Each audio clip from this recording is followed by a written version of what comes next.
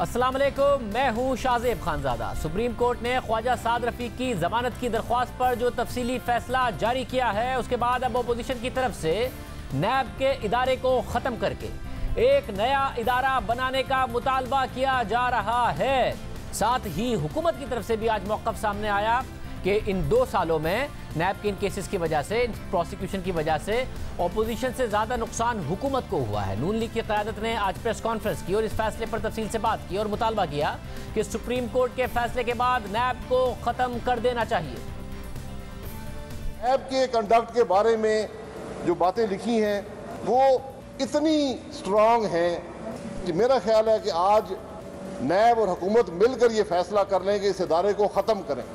कि जब supreme court ये लिख दे कि ये केस जो है ये कानून से लाताल्लुकी की आला मिसाल है, utter disregard for law, fair play, equity और प्रोप्राइटी, यानी ना आपको कानून की परवाह है, ना आपको अखलाकी कदरों की परवाह है, ना आपको इंसानी कदरों की परवाह है। ये सुप्रीम कोर्ट ने नैब की हकीकत लिखी है अपने फैसले के अंदर। सुप्रीम कोर्ट ऑफ पाकिस्तान के इस अहम तरीन फैसले के बाद असूली तौर पे नैब नामी अदारे के वजूद का कोई जवाज़ बाकी नहीं।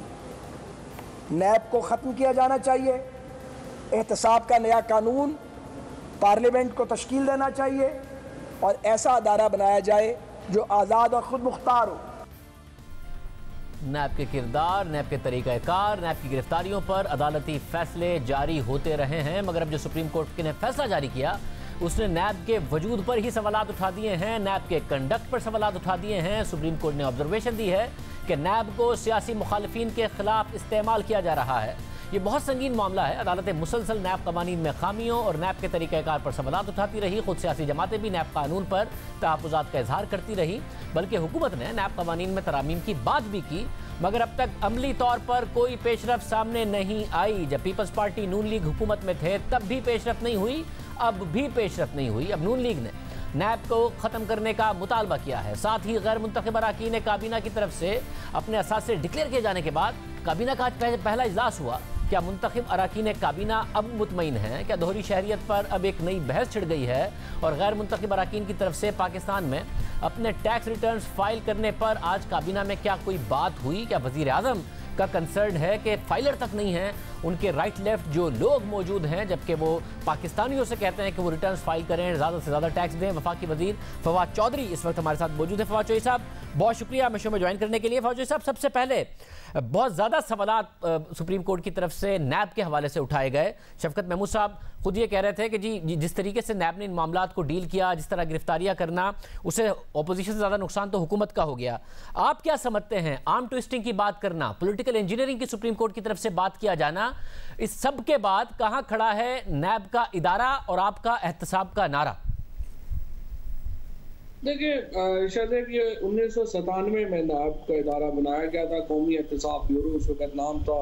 सैफुर रहमान जो थे उनको सरबराह बनाया गया और नवाज शरीफ साहब ने ये सारे उस वक्त पीपल्स पार्टी के खिलाफ जो मनूवरिंग की वो उस वक्त से शुरू होता है। और फ्रेंकली ये जो आज फैसला दिया है इन्होंने सुप्रीम कोर्ट ने, इससे ज़्यादा बड़ा मामला था जब आपने मलक क़यूम साहब के साथ शहबाज शरीफ की और सैफुर रहमान की जो टेप्स थी वो आई थी। और लेकिन उसके बाद भी नैब का इदारा चलता रहा और परवेज मुशर्रफ साहब के दौर में इसका नाम नेशनल अकाउंटेबिलिटी ब्यूरो हो गया। और उसके बाद 5 साल PMLN की हुकूमत रही, 5 साल पीपल्स पार्टी की हुकूमत रही और ये इदारा बिल्कुल इसी तरह से ही जो है वो इस्तेमाल होता रहा या चलता रहा और इस तरह से ही चल रहा है। और इस वक्त जो सारी एस्टेब्लिशमेंट है नैब की, चेयरमैन से लेके और चपड़ासी तक, या PMLN की बनाई हुई है या पीपल्स पार्टी की बनाई हुई है। आज जो सुप्रीम कोर्ट ने जो फैसला दिया है इसकी कोई कानूनी एतबार से तो शायद कोई बहुत बड़ा फर्क ना पड़े, क्योंकि सुप्रीम कोर्ट इससे पहले पुलिस के बारे में, बाकी इदारों के बारे में भी सख्त ऑब्जर्वेशन दे चुकी है, खुद नैब के बारे में भी बहुत सख्त ऑब्जर्वेशन दे चुकी हैं। लेकिन जिस तरह से इस फैसले में उन्होंने आखिर में लिखा है कि टेंटेटिव उनकी असेसमेंट है और इसका केस के ऊपर कोई खास फर्क जो है वो नहीं पड़ेगा, प्रेजुडिस नहीं होगा केस। सो इसकी, लेकिन इसकी मीडिया के हवाले से, पोजीशन के हवाले से तो एक अहमियत है, लेकिन अगर आप कहें कि कोई स्ट्रिक्टली इसका कोई लीगल इम्प्लीकेशन है, वो मेरा नहीं था। मतलब अगर लीगल इम्प्लीकेशन नहीं है तो आपकी जमात के लिए पॉलिटिकल इम्प्लीकेशन क्या है? क्योंकि ज़ाहिर आप लोग भी जो सुप्रीम कोर्ट के रिमार्क भी और मिनॉरिटी जजमेंट के अंदर जो लिखा होता था वो भी नून लीग के खिलाफ इस्तेमाल करते थे। अब अगर इस जजमेंट में लिखा है कि नैब को वाज़ेह तौर पर सियासी इंजीनियरिंग के लिए इस्तेमाल किया गया है, मुतवातिर तौर पर इल्ज़ाम लगा है, नैब का इम्तियाजी सलूक उसके अपने इमेज को मुतासिर कर रहा है, इदारे की साख और उसकी गैर जानिबदारी पर से लोगों का एतमाद मुतासिर हुआ है, नैब कुछ जमातों के रहनुमाओं से मुताल्लिक कार्रवाई करते हुए हिचकिचाहट का मुजाहरा करता रहा, अलबत्ता बड़े पैमाने पर माली बेज़ाबगियों के इल्ज़ाम के बावजूद कार्रवाई में हिचकिचाहट का मुजाहरा करता रहा, जबकि कुछ जमातें जो दूसरी साइड पर हैं उन्हें गिरफ्तार किया जाता रहा, महीनों और सालों तक उन्हें कैद में रखा जाता है और इसके लिए कोई ठोस वजह भी नहीं बताई जाती। अब ये ज़ाहिर एहतसाब का नारा आपका था, आपके दौर में ये हो रहा है? नहीं, ये तो कोई नैब का स्पोक्स पर्सन इन ऑब्जर्वेशंस का जवाब जो है वो दे तो बेहतर है, या वो उसको एक्सपंज के लिए जाएंगे। लेकिन ये जो मामला है ना कि नैब से खुश, वो तो फिर हुकूमत भी नहीं है। हम ये समझते हैं कि जो बड़े इंपॉर्टेंट केसेस थे, जैसे नवाज शरीफ के केसेस हैं, मरियम बीबी के केसेस हैं, बाकी लोगों के केसेस हैं, जिनके ऊपर पाकिस्तान के लोगों की आंखें लगी हुई थी कि ये और लगी हुई हैं कि ये केसेस किधर कंक्लूड होते हैं और क्या पाकिस्तान के लोगों को उनका पैसा वापस मिल सकेगा या नहीं, वो कंक्लूड नहीं हो रहे। और आप देखिए नैब ने अपना इतना अपने आप को कह लें कि इतना बड़ा कर लिया कि उसके बाद समझ नहीं आ रही, उनको खुद भी नहीं समझ आ रही कि आखिर उन्होंने इनसे वो कंक्लूड कैसे करेंगे, इनको वो इनसे वो निकलेंगे कैसे। तो ये जो अगर आप ये कहें कि एक नए सिस्टम की ज़रूरत है या ये कहें कि एक नए निज़ाम की ज़रूरत है, तो उस हद तक तो फिर बिल्कुल ज़रूरत है। और ये मामला इसीलिए तो गवर्नमेंट ऑर्डिनेंस लेके आई थी और उस ऑर्डिनेंस में हम कोशिश की गई थी कि कुछ रास्ता निकले। उस वक्त अपोजिशन को काफ़ी कहा गया कि आप आइए और एक मुश्तरका नया कानून जो है वो लेके आते हैं, लेकिन PMLN उस वक्त भी कानून लेके नहीं आई और फिर ये कह देना कि नहीं अब हमें ये पसंद नहीं है, जो कि हमारे खिलाफ केसेस हैं, शायद ये इतना सौदा बिकने का नहीं। मगर फौजी साहब, ये जो इल्ज़ाम है, अब नैब चेयरमैन क्यों बायस्ड होंगे? अगर अदालत भी कह रही है कि गैर जानिबदारी नहीं है, एक जमात को दूसरी जमातों को जो दूसरी साइड पर हैं उनकी गिरफ्तारियां भी होती हैं, उनके खिलाफ केसेस कैसे हो। साद रफीक के केस में तो लिखा कि अदालत को समझ में नहीं आ रहा कि ये नैब का मामला बनता कैसे है, किस तरीके से एक ये प्रोसिक्यूशन का मामला नहीं है साद रफीक का, जो आज शिबली फराज साहब ने भी कहा कि वीक प्रोसिक्यूशन, इसमें तो केस की मेरिट्स पर सवाल उठाए कि एक तो शवाहिद नहीं थे नैब के पास, ये पता नहीं नैब का केस कैसे बनता था और कैसे एक वादा माफ गवाह को जबरदस्ती बनाने की कोशिश की गई, इस सब पर सवाल उठाएं। तो आपकी हुकूमत पर यह कैसे रिफ्लेक्ट करता है कि आपके खिलाफ नहीं कार्रवाई हो रही है, अपोजिशन के रहनुमाओं के खिलाफ बहुत ज्यादा कार्रवाई हो रही है? नहीं, हमारे लोगों के खिलाफ भी हुई है। बाबर अवान साहब को पहले जो है वो रिजाइन करना पड़ा, उसके बाद अलीम खान, सब्तैन, इनको तो जेल जाना पड़ा और जेल से ये लोग बाहर जो है वो आए और उन्होंने उस वक्त भी ये कहा कि हमें ये निज़ाम जो है जिस तरीके से ये कर रहे हैं वो मुनासिब नहीं है। लेकिन सवाल ये है कि ये पार्टीज कहती हैं जब तकलीफ में होती हैं तो फिर याद आती है, जब नहीं होते तो फिर नहीं याद आता। तो असूलन तो मैं तो आपको पता है कि फ्लोर ऑफ द हाउस पे भी कह चुका हूँ कि अगर हम चाहते हैं कि एक मिनिमम कॉमन एजेंडा बने तो उसमें एहतसाब का अमल क्या होना चाहिए, इदारा कैसे होना चाहिए, उसके TORs क्या होने चाहिए, उसके ऊपर हमें बातचीत करके आगे बढ़ना है। और अगर हम नहीं बढ़ना चाहते तो फिर ये कंट्रोवर्सीज रहेंगी। और ये जो जिस तरह से आज सुप्रीम कोर्ट ने ये बातें की हैं, ये तो पहले बातें थी, ये गुफ्तगू तो पहले मीडिया पे तो होती रही। कोर्ट भी इससे पहले कई फैसलों में इस तरह की ऑब्जर्वेशन जो है वो दे चुकी है। ऐसा मगर आपने बाबर अवान साहब का जिक्र किया, जज अरशद मलिक ने अगर किसी को बरी किया उसमें भी एक केस में रेंटल पावर में, तो वो बाबर अवान साहब को किया जो कि आपके दौर में आके हुआ है। इसके अलावा परवेज खटक साहब के हवाले से, मालम जब्बा केस के हवाले से चेयरमैन नैब ने बाकायदा तौर पर जावेद चौधरी साहब से गुफ्तगू में बताया कि बहुत तगड़ा केस है। पिशावर BRT के हवाले से उन्होंने बताया, तमाम चीज़ों के हवाले से बताया। फिर एक वीडियो आती है जिसका राना सनाउल्लाह साहब ने फ्लोर ऑफ द हाउस पर भी जिक्र किया और कहा कि उसके बाद सब चीज़ें बदल जाती हैं, चिरागों में रोशनी ना रही। बार बार ओपोजिशन कह रही है कि उस वीडियो की वजह से ब्लैकमेल किया जा रहा है चेयरमैन नैब को हुकूमत की तरफ से। देखिए, बात यह है कि हुकूमत की तरफ से तो कोई ब्लैकमेलिंग का मामला है नहीं, और अगर आप समझते हैं कि इसके ऊपर जो है वो चेयरमैन नैब का पहला वर्जन कम हुआ है या इस पर मजीद क्लैरिफिकेशन की जरूरत है, तो फिर चेयरमैन नैब और नैब का इदारा इसके ऊपर बेहतर क्लैरिफिकेशन दे सकता है। मेरे नज़र में ज़्यादा इंपॉर्टेंट इशू ये है कि हुकूमत और अपोजिशन क्या तय करते हैं कि आखिर अगर हमें ये निज़ाम नैब का पसंद नहीं है, एहतसाब का ये निज़ाम पसंद नहीं है, तो एहतसाब का निज़ाम तो हमें चाहिए ना, आप उसके ऊपर बात कर लें। और एक नतीजे के ऊपर PMLN, पीपल्स पार्टी, ये लोग अगर समझते हैं कि निज़ाम सही नहीं है तो अपनी ऑल्टरनेटिव तजावीज़, ऑल्टरनेटिव ऑर्डिनेंस उनका कहाँ है? मीडिया के ऊपर जिस पे डिबेट हो सके, जिसके मतलब ऊपर आपकी नज़र में क्या आप भी समझते हैं कि नैब को ख़त्म करके एक मुतबादिल अब निज़ाम बनाने की ज़रूरत है? नैब के बारे में जो तासुर पैदा हो गया, जिस किस्म की अदालत में भी ऑब्जर्वेशंस, इनकी गिरफ्तारियां और जो सिविल लिबर्टीज़ है उस पर जो अदालत ने सवाल उठा दिए? देखिए, मेरा पॉइंट ऑफ व्यू इसके ऊपर ज़्यादा वाइडर है। मैं हमेशा ये बात करता रहता हूँ कि दुनिया में इतनी एजेंसीज फेडरल सतह के ऊपर नहीं होती हर काम करने के लिए। आपको एक्चुअली एक ही एजेंसी बनानी चाहिए जिसको आप फिर एक कर सके, आप उसको तगड़ा कर सकें, आप उसको एक्सपर्ट्स दे सके, आप उसके ऊपर पैसे लगा सके, और वो जो एजेंसी अपनी फोरेंसिक के ऊपर और बाकी मामला के ऊपर एक्सपर्ट हो। अब हमारे यहाँ FI अलहदा काम कर रही है, नैब अलहदा काम कर रही है, उससे आप अपनी जो तवानाइयाँ हैं तो आप वो जो है वो ज़ाया कर रहे हैं, और दूसरा आपका प्रॉब्लम ये हो रहा है कि आप किसी तौर के ऊपर उससे मुतमईन नहीं है। तो अगर इसमें कानून में तब्दीली चाहिए, इसमें अगर हमें जो एक बेहतर तरीके की तरफ जाना है, तो फिर हमें ऑल्टरनेटिव निज़ाम की तजवीज़ लेके आनी पड़ेगी, और वो अगर पीपल्स पार्टी और PMLN चूँकि इससे सबसे ज़्यादा गैर मुतमईन है, आज भी आपने प्रेस कॉन्फ्रेंस दिखाई, तो सिर्फ कहना काफ़ी नहीं है, आप अपना बनाए और लेके आए। सब और एहतसाब का नारा जो वज़ीर आज़म की तरफ से लगाया गया, इस वक्त हुकूमत के पास अपनी ज़ाती परफॉर्मेंस दिखाने के लिए, प्रोजेक्ट्स दिखाने के लिए ज़्यादा कुछ है नहीं। एहतसाब का नारा दूसरा एक बहुत बड़ा नारा था जो कि आपकी तरफ से लगाया गया था। आपको लगता है उस पर ज़रूर सवाल उठ रहे हैं? एसेट रिकवरी यूनिट भी बनाया गया, 10 अरब डॉलर की मनी लॉन्ड्रिंग इस मुल्क में होती है, यह भी कहा गया। टैक्स चोरी इतनी होती है, मात्र डबल कर देंगे, वो भी नहीं हो सका। मनी लॉन्ड्रिंग 10 अरब डॉलर कहाँ रुकी ये भी नहीं पता। फिर नैब की तरफ से अदालतें सवाल उठा रही हैं। आपकी अपने जो एहतसाब का नारा था उस पर भी सवाल उठ रहे हैं।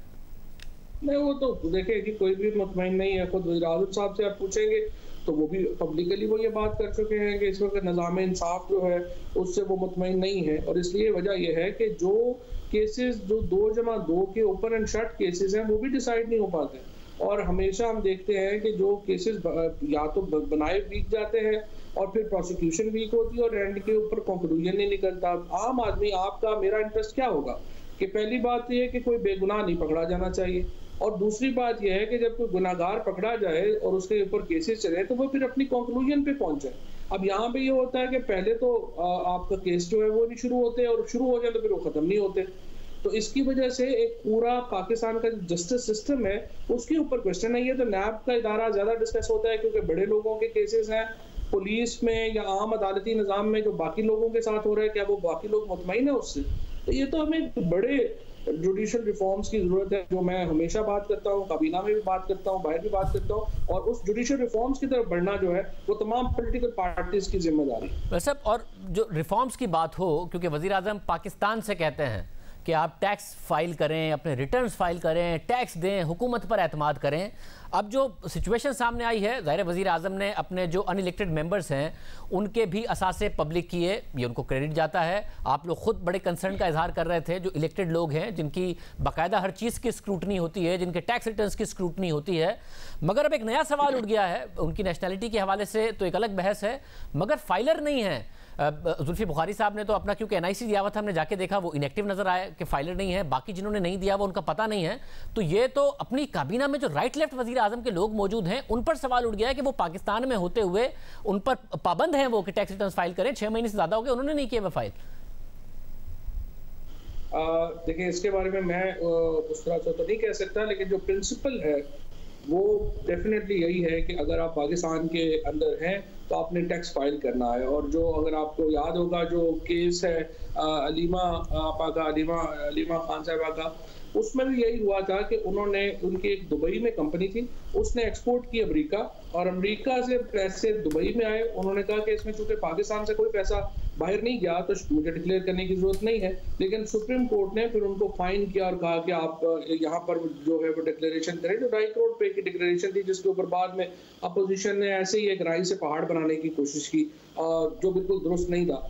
लेकिन बहरहाल उस केस में ये प्रिंसिपल ले डाउन किया गया है कि जो लोग भी पाकिस्तान में हैं उनको FBR में अपने एसेट्स और अपने रिटर्न जमा करवाने हैं। और मैं ये समझता हूँ कि ये पाकिस्तान में बहुत बड़ा काम हुआ है। प्राइम मिनिस्टर साहब ने भी जो जिस तरीके से ये एक एसेट डिक्लेरेशन का कहा है, ये बहुत ही इम्पोर्टेंट और फंडामेंटल आई वुड से चेंज है जो प्राइम मिनिस्टर साहब लेके आए हैं। क्योंकि देखिए, काबीना में जो भी लोग हैं उनके एसेट्स का लोगों के सामने होना जरूरी है, उनके कॉन्फ्लिक्ट्स का लोगों के सामने होना जरूरी है, उनका नेशनैलिटीज का लोगों के सामने होना बहुत जरूरी है। ये जो शफाफियत है, ट्रांसपेरेंसी है, उसकी तरफ एक बुनियादी कदम है और बहुत ही I would say welcome step. बहुत शुक्रिया फवाद चौधरी साहब हमारे साथ मौजूद थे। प्रोग्राम में एक ब्रेक शामिल करते हैं। वो कह रहे हैं अपोजिशन लेकर आए, बताएं क्या फ्रेमवर्क है, अगर एक ऑल्टरनेट सिस्टम एहतसाब का होना चाहिए, बात करेंगे शाहिद खान अब्बासी से एक ब्रेक के बाद।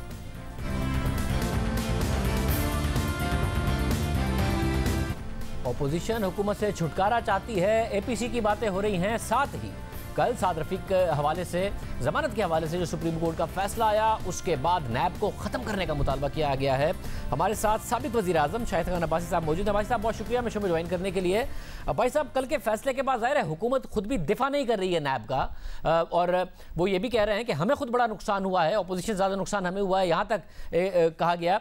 मगर अब आगे सॉल्यूशन क्या है? वो कह रहे हैं कि जी ऑपोजिशन फिर बताए कि क्या मुतबादिल निज़ाम है, मुल्क में एहतसाब तो होना है, तो क्या मुतबादिल है, ऑपोजिशन लेकर आ जाए और हमसे आके बात कर ले। देखिए, एक बात तो इस्टेब्लिश हो गई ना कि ये नैब अकाउंटेबिलिटी नहीं कर रही, ये इंतकाम ले रही है, पॉलिटिकल इंजीनियरिंग कर रही है। ये बात तो ख़त्म हो गई। अब अकाउंटेबिलिटी हम भी चाहते हैं, और सुप्रीम कोर्ट ने लिखा है कि ये सिर्फ अपोजिशन के मेंबर्स को पकड़ते हैं और बड़े बड़े मेगा स्कैंडल्स जो हुकूमत के हैं वहाँ किसी को पूछते नहीं हैं। जहाँ तक नैब का ताल्लुक है, इसको ख़त्म कर दें तो बेहतर होगा। ख़त्म नहीं कर सकते तो हमने एक अमेंडमेंट का पैकेज दिया हुआ है हुकूमत को। हमने कहा था आप अपना पैकेज लेकर आ जाएं, हमें एक प्रपोज्ड बिल दे दें, हम उस पर अपनी कमेंट्स दे देंगे। यही तरीका होता है किसी भी लीगल चेंज का। आपने अमेंडमेंट करनी हो, यही तरीका होता है। हुकूमत एक बिल लाती है, अपोजिशन से बात होती है और कोई फ़ैसला उस पर हो जाता है।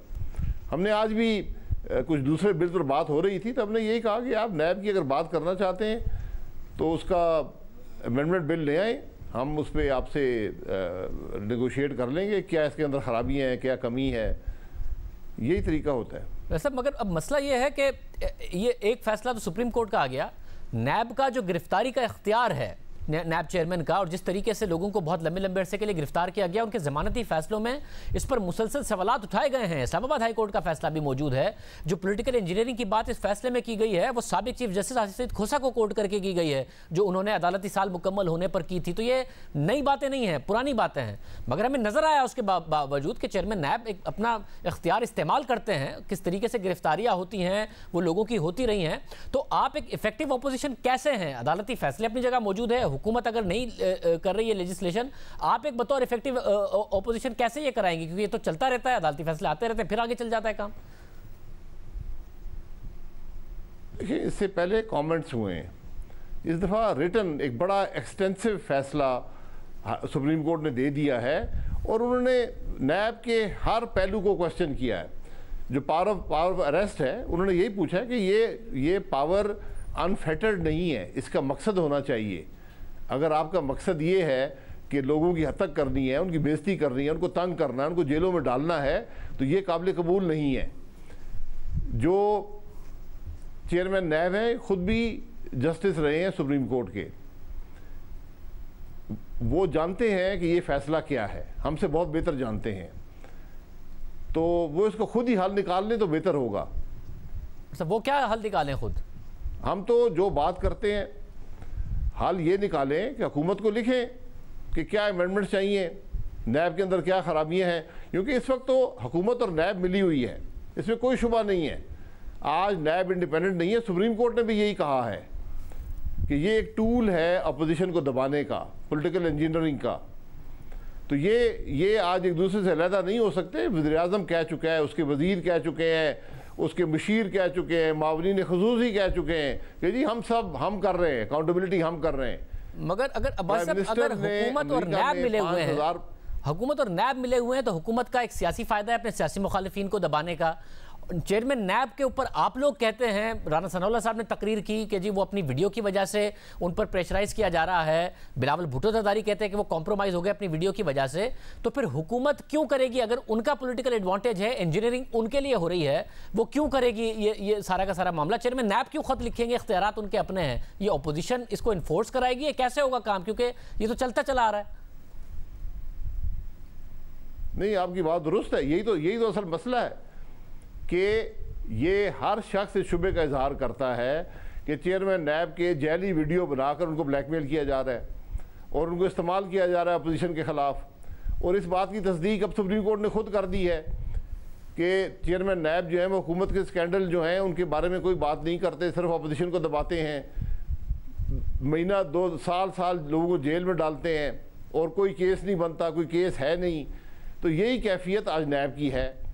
तो अब हुकूमत तो यकीनन इस्तेमाल करना चाहेगी। तो हुकूमत की अगर दोगली पॉलिसी है, एक तरफ कहते हैं कि हमारा मुल्क नहीं चल रहा, नैब से बड़ा हमें नुकसान हो गया, और ये हकीकत है कि आज मुल्क नहीं चल रहा, या आप अपोजिशन को दबा लें नैब के साथ या अपना मुल्क चला लें। ये ऑप्शन है आपके पास, या नैब रखें या मुल्क चला लें। ये 2 ऑप्शन हैं, जो चूज़ करना चाहे हुकूमत की मर्जी है।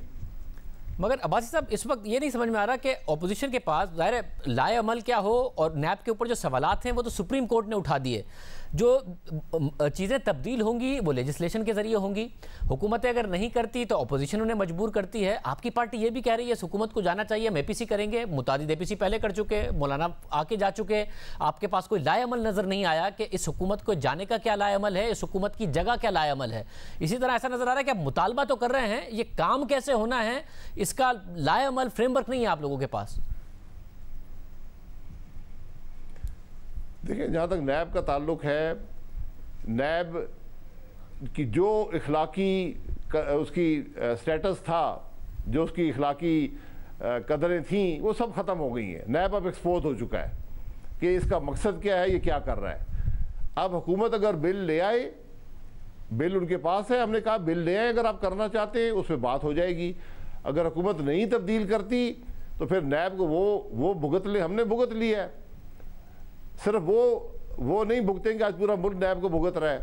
अब तब्दीली की आपने बात कर दी है, तो जब तब्दीली का ऐलान हो जाए, जब आवाम महसूस करें कि हुकूमत नाकाम हो गई है, तो तब्दीली अपना रास्ता बना लेती है। ये आप देख लेंगे कि वो हुकूमत जो आवाम के मसाइल हल ना कर सके, जो इखलाक से गिरी हुई हरकतें करें, जो अपनी मॉरल अथॉरिटी खो बैठे, वो ज़्यादा देर चल नहीं सकती। तो वो आपको रास्ता खुद नज़र आ जाएगा, और रास्ता यही है जो मुझे सबसे आसान के हुकूमत अक्सरियत खो बैठेगी, इत्तेहादी छोड़ देंगे, क्योंकि इत्तेहादी PTI के मलबा तो नहीं उठाएंगे ना, उन्होंने भी कल वोटर को फेस करना है। सब मगर ये बातें उठ रही हैं अब। मगर पाकिस्तान की तारीख में है कि गवर्नेंस कारकर्दगी की वजह से, अच्छी कारकर्दगी की वजह से हुकूमतों ने सर्वाइव नहीं किया, बुरी कारकर्दगी की वजह से हुकूमतें इस तरीके से गई नहीं है कि इत्तेहादी छोड़ गए और सारे के सारे मामलात हो गए। पाकिस्तान की कुछ पॉलिटिकल ग्राउंड रियलिटीज़ भी हैं। आप उन पॉलिटिकल ग्राउंड रियलिटीज़ को भी सही रीड कर रहे हैं, या सिर्फ हुकूमत की गवर्नेंस को देखते हुए आपको लगता है सर्वाइव नहीं करेंगे, इनके इत्तेहादी ने खुद छोड़ जाएंगे और उसके बाद ये हुकूमत भी खुद ही गिर जाएगी और उसके बाद इलेक्शन भी खुद ही हो जाएंगे, उसके बाद एक फेयर एंड फेयर, ये आप इसी तरीके से रीड कर रहे हैं पूरी पॉलिटिकल ग्राउंड रियलिटीज़ को देखते हुए और पाकिस्तान की हिस्ट्री को देखते हुए? देखिए, मैं आज की इकोनॉमिक ग्राउंड रियलिटीज़ की बात कर रहा हूँ। ये पॉलिटिकल रियलिटी सब पीछे रह जाएंगी। ये अकाउंटेबिलिटी जो झूठी हो रही है, जो फ्रॉड की अकाउंटेबिलिटी है कि दूसरों पर इल्ज़ाम लगाओ, अपनी करप्शन छुपाओ, ये काम भी नहीं चलेगा। आज सियासत को इकोनॉमिक्स ड्राइव करेगी, और इकोनॉमिक्स हमारी बड़ी पुअर है। वो इस हुकूमत के होते हुए, वो हमारी मईशत तबाह हो चुकी है, वो इस हुकूमत के होते हुए बेहतर नहीं हो सकती। ये आज की रियलिटी है, इसको जितनी जल्दी हम समझ जाएं तो बेहतर होगा। बहुत शुक्रिया। शाहिद खान अब्बासी साहब हमारे साथ मौजूद थे, लाए अमल के मुझसे बात कर रहे थे। प्रोग्राम में एक ब्रेक शामिल करते हैं। आज सहाफ़ी, सीनियर सहाफ़ी मतीउल्लाह जान को अगवा कर लिया गया, इस विषय पर बात करेंगे ब्रेक के बाद।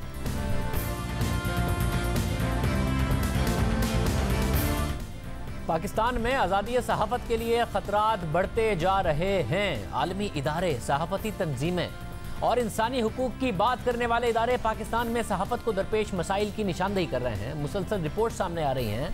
पाकिस्तान में आज़ादी इज़हार राय को दरपेश ख़तरात में ना सिर्फ इजाफा होता जा रहा है, बल्कि आए रोज वाकयात की नोयत भी बदलती जा रही है। अब बराह रास्त सहाफ़ी मुल्क के दारुल हुकूमत से अगवा हो रहे हैं और दिन दिहाड़े अगवा हो रहे हैं। आज सीनियर सहाफ़ी मतीउल्लाह जान को इस्लामाबाद के इलाके G6 से अगवा कर लिया गया, जिसकी तस्दीक उनकी अहलिया ने भी की। मतीउल्लाह जान की अहलिया का कहना था कि मुझे उनकी गाड़ी अपने स्कूल के बाहर खड़ी मिली, जिसमें चाबियां भी मौजूद थी। CCTV फुटेज देखने के बाद पता चला कि मुझे स्कूल छोड़ने के बाद मतीउल्लाह जान को कुछ लोग ज़बरदस्ती उठा कर ले गए थे।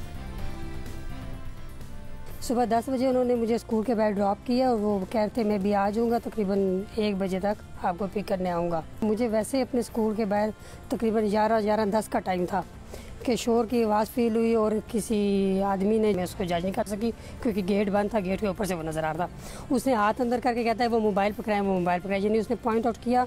तो मेरे साथ जो दूसरी टीचर थी उन्होंने जाके वो मोबाइल उनको हैंड ओवर कर दिया और उसके बाद वो लोग चले गए वहाँ से। तो हमारे जहन में सिर्फ ये था जैसे कोई बाहर कोई केस हुआ है, कोई चोर भाग रहा है, कोई पुलिस उसका पीछा कर रही है, यानी बिल्कुल जहन में ये कॉन्सेप्ट नहीं आया कि कोई मतीउल्लाह जान साहब के साथ ये वाक़या हो सकता है। और जब तकरीबन 1 बजे जब मैं स्कूल से फारिग होगी, मैंने अपने हस्बैंड को कॉल की कि आगे मुझे पिक कर लें। तो उस टाइम का एक नंबर बन जा रहा था, नंबर पे बेल जा रही थी, वो उसको पिक नहीं कर रहे थे। मेरे साथ जो मेरे स्कूल का जो PN है उसने मुझे कहा मैडम आपकी गाड़ी तो बाहर वेट कर रही है। तो मैंने बाहर जाके देखा तो गाड़ी की फ्रंट सीट जो थी, ड्राइविंग सीट, वो मतलब ड्राइवर का दरवाज़ा खुला हुआ था, चाबी लगी हुई थी। तो उस टाइम अचानक मेरे जहन में वो 10 बजे 11 बजे वाला वाक़या क्लिक हुआ कि वो शायद इसमें भी वो पीछे बात हो। और इत्तेफाक से जो मेरे स्कूल का जो कैमरा था, जो CCTV कैमरे लगे हुए हमारे 5-6, तो मैंने उन्हें वो मेंशन किया कि इसमें मे भी रिकॉर्डिंग हो। तो हेड की परमिशन से मैंने उसकी रिकॉर्डिंग पुलिस वालों को दी। मैंने कहा आप चेक कर लें, और बस उन्होंने देखा तो वाकई उनके साथ ज़बरदस्ती हुई। इस पूरे मामले की CCTV फुटेज जो मंजरे आम पर आई है उसमें देखा जा सकता है कि कुछ अफराद मतीउल्लाह जान को घेरे में ले लेते हैं, जिसके बाद मतीउल्लाह जान अपना फ़ोन स्कूल की बाउंड्री वॉल में फेंक देते हैं और उन्हें अगवा करने वाले उनका फ़ोन वापस मांगते हैं और दे दिया जाता है। इस पूरे वाक़े की एक और CCTV फुटेज भी सामने आती है, जिसमें देखा जा सकता है कि कुछ गाड़ियां उसी जगह पर आकर रुकीं जहां पहली CCTV फुटेज में मतीउल्लाह जान को घेरे में लिया गया था। इस CCTV फुटेज में एक वीगो गाड़ी भी देखी गई, एक एम्बुलेंस भी इन गाड़ियों के पीछे चलती हुई नजर आई। इस वाक़े पर सख्त रद्द-ए-अमल सामने आ रहा है। तमाम सहाफ़ियों ने इस वाक़े की खुलकर मजम्मत की।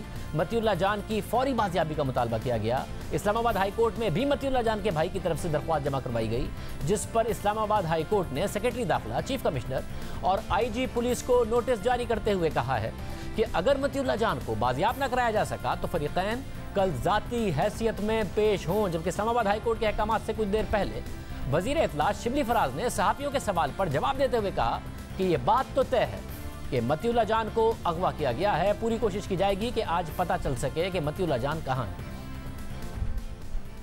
काबीना के इजलास 1 घंटा डेढ़ पहले ख़त्म हुआ तो मुझे ये ख़बर मिली। मैंने उसी वक्त जो इंटीरियर मिनिस्टर हैं एजाज शाह साहब, उनको मैंने फ़ोन किया। वो रास्ते में थे, उनके भाई मेरा ख्याल है कि काफ़ी सीरियस कंडीशन में हैं, तो वो अस्पताल की तरफ जा रहे थे। लेकिन मैं आपको इतना यकीन दिलाता हूँ, मुझे इसकी पूरी तफसीलात का भी इल्म नहीं है, लेकिन ये तो तय है कि उनको अगवा किया गया है। हम पूरी कोशिश करेंगे कि आज जल्द ही जल्द कम से कम हमें पता चल जाए कि वो कहाँ पे हैं और क्या क्या तदाबीर इख्तियार की जाएं जिससे कि उनको वो किया जाए, रिकवर किया जा सके। ज़ाहिर है कि ये हुकूमत का फ़र्ज़ है और हुकूमत अपना फ़र्ज़ पूरी तरह से अदा करेगी।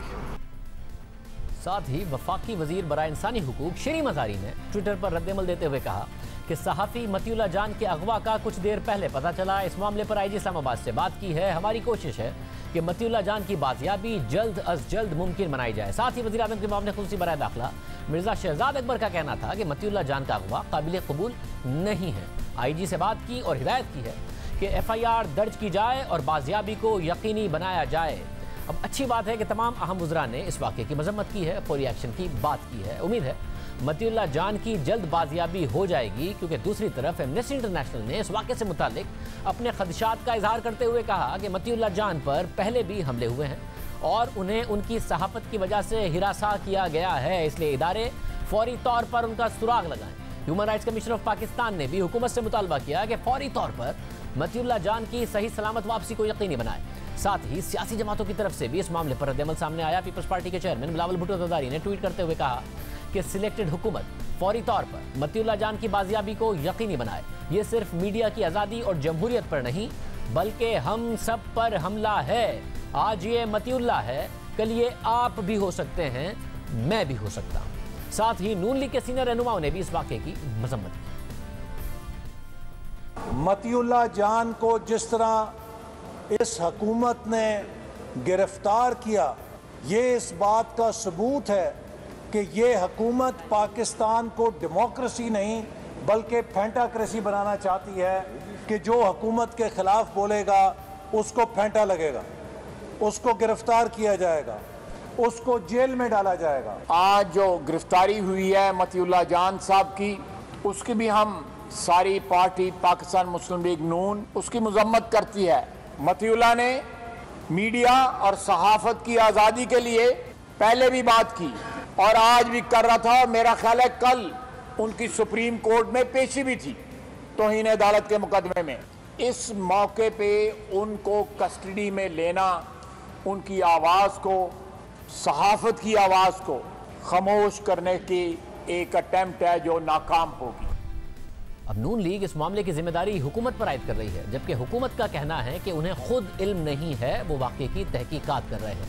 जब हमारे नुमाइंदे खुसूसी जाहिद गिशकोरी ने खुद वज़ीर दाखिला एजाज शाह से रब्ता किया और साथ ही IG इस्लामाबाद से रब्ता किया तो वज़ीर दाखिला का कहना था कि उन्हें इस बारे में कुछ पता नहीं है और IG इस्लामाबाद का कहना था कि वो इस मामले पर तफ्तीश कर रहे हैं। प्राइम ब्रेक शामिल करते हैं। सुप्रीम कोर्ट ने आज national disaster management authority, drug regulatory authority, वफाकी वजारत सेहत, पंजाब हुकूमत, सिविल एविएशन और PIA की कारकर्दगी के हवाले से सख्त रिमार्क्स दिए। कोरोना वायरस खुद नोटिस केस की समाअत के दौरान चीफ जस्टिस ने पूछा कि चाइना से अल हफीज कंपनी के नाम से मशीनरी दरामद की गई, इसके दस्तावेजात कहाँ हैं? गुज़िश्ता 3 समातों से दस्तावेजात मांग रहे हैं, अभी तक कंपनी का मालिक सामने नहीं आ सका। असल मसला कस्टम और दीगर कवानीन पर अमल ना होना है। एक ही कंपनी को कैसे रियायत दी गई? अदालती अहकामात को संजीदा तक नहीं लिया गया। क्यों ना NDMA के खिलाफ तौहीन अदालत की कार्रवाई करें? वजीर आजम को कह देते हैं कि चेयरमैन NDMA को हटा दें। अदालती अहकामात की तस्दीक की गई है। चीफ जस्टिस ने कहा कि किसी को एक पैसा भी नहीं खाने देंगे, ये अदालत के साथ मजाक है। NDMA को मालूम ही नहीं अदालत के साथ कैसे चलना है, सुप्रीम कोर्ट से छुपाया जा रहा है। सुप्रीम कोर्ट के समाअत के दौरान चीफ जस्टिस ने सवाल उठाया कि NDMA ने ड्रग रेगुलेटरी अथॉरिटी की इजाजत से बाहर से वैक्सीन दरामद की, ये किसने दरामद की, ये नहीं बताया गया। चीफ जस्टिस ने रिमार्क्स दिए कि कुछ समझ नहीं आ रहा कि NDMA अरबों रुपए कैसे खर्च कर रहा है। जस्टिस एजाजुल हसन ने कहा कि कोरोना, सैलाब, टिड्डी दल और सब कुछ NDMA को सौंपा गया है। NDMA को फ्री हैंड और भारी फंड दिए गए ताकि कोरोना से लड़ा जा सके। NDMA अदालत और अवाम को जवाब दे। समाअत के दौरान पायलट के मुश्तबा लाइसेंस पर भी बात हुई और चीफ जस्टिस ने DG सिविल एविएशन को मुखातिब करते हुए कहा कि पाकिस्तान में तमाम बुराइयां एयरपोर्ट से आती और जाती हैं। आपकी रिपोर्ट में सिवाय आपकी नाअहलियों के कुछ नहीं। आपके सारे कंप्यूटर कॉम्प्रोमाइज हो गए। लोगों ने आपके कंप्यूटर्स में घुसकर खुद ही लाइसेंस बना लिए। ये आपके लिए शर्म का मकाम है। चीफ जस्टिस ने मजीद कहा कि आपने लोगों की जिंदगियां दांव पर लगा दी। चीफ जस्टिस ने DG सिविल एविएशन को मुखातिब करते हुए कहा कि आप इस्तीफा दे रहे हैं या हम कार्रवाई करें। आपने एक भी शख्स के खिलाफ अब तक कार्रवाई नहीं की। DG सिविल एविएशन ने जवाब दिया कि जिम्मेदारों को मुअत्तल किया गया है। तो चीफ जस्टिस ने कहा कि मुअत्तल होने वाले भी तो तनख्वाहें ले रहे हैं। चीफ जस्टिस ने रिमार्क्स दिए कि सिविल एविएशन का तमाम अमला समझौता कर चुका है। जाली लाइसेंस देने वाले तमाम अफसरान को बरतरफ करें। जाली लाइसेंस पर दस्तखत करने वाले जेल जाएंगे। हुकूमत की मंजूरी से FIA को मामला भिजवाएंगे। ये आज की सुप्रीम कोर्ट में समाअत हुई। दूसरी तरफ आज एक और मामला हुआ। 2.5 साल हो गए नकीबुल्लाह केस में कोई ठोस पेशरफ्त नहीं हुई और आज इस मुकदमे के 2 अहम गवाह भी अपने बयान से पीछे हट गए। ये दोनों पुलिस एहलकार हैं जो अब ये कह रहे हैं कि उन्होंने दबाव में बयान दिया था। आज कराची की इंसदादी दहशतगर्दी अदालत में नकीबुल्लाह कत्ल केस की समाअत हुई तो रावनवार समेत दीगर मुल्जिमान को पेश किया गया। समाअत के दौरान केस के 2 अहम गवाह पुलिस एहलकार शहजादा जहांगीर और राना आसिफ ने बयान दिया कि साबिक SSP रावनवार के खिलाफ बयान जबरदस्ती लिया गया था। राना आसिफ ने मौक़िफ़ इख्तियार किया कि उनके इल्म में यह वाक़या ही नहीं है, जबकि शहजादा जहांगीर ने कहा कि मुझसे ज़बरदस्ती बयान लिया गया था, मेरे साहब का बयान में कोई सदाकत नहीं है। जिसके बाद अदालत ने आइंदा समाअत पर दीगर गवाहों को तलब करते हुए केस की समाअत 28 जुलाई तक मुलतवी कर दी। नकीबुल्लाह केस में गवाह अब इनकार कर रहे हैं कि वो इस मामले से मुताल्लिक जानते ही नहीं, जबकि मुद्दई के वकील का कहना है कि गवाहों ने साबिक SSP राव अनवार के दबाव में आकर बयान तब्दील किया है और अहम गवाहों के बयानात तब्दील कराने के हवाले से अपने खदशात का इजहार कर चुके हैं। नकीबुल्लाह के कत्ल को 2.5 साल का अरसा गुजर चुका है, अब भी ट्रायल जारी है। 2.5 साल पहले नकीबुल्लाह की पुलिस मुकाबले में मौत हुई, मगर बाद में खुद पुलिस की अपनी रिपोर्ट ने उसे पुलिस मुकाबले को जाली करार देकर नकीबुल्लाह की मौत को कत्ल करार दिया। और फिर जनवरी 2019 में अदालत ने भी नकीबुल्लाह को बेगुनाह करार दिया, मगर राव अनवार के खिलाफ कुछ नहीं हुआ। हालांकि 19 जनवरी 2018 को सुप्रीम कोर्ट ने नकीबुल्लाह कत्ल का नोटिस लिया, जिसके तकरीबन 2 माह बाद 21 मार्च को राव अनवार सुप्रीम कोर्ट के सामने पेश हुए थे, गिरफ्तारी दी थी, जिसके बाद उन्हें कराची मुंतकिल किया गया, उनके घर को सब जेल करार दिया गया। मार्च 2019 में कराची में दहशतगर्दी की अदालत ने राव अनवार और 17 मुल्जिमान पर फर्द जुर्म आयद की, मगर राव अनवार समेत DSP पुलिस जमानत पर हैं। इजाज़त, अल्लाह।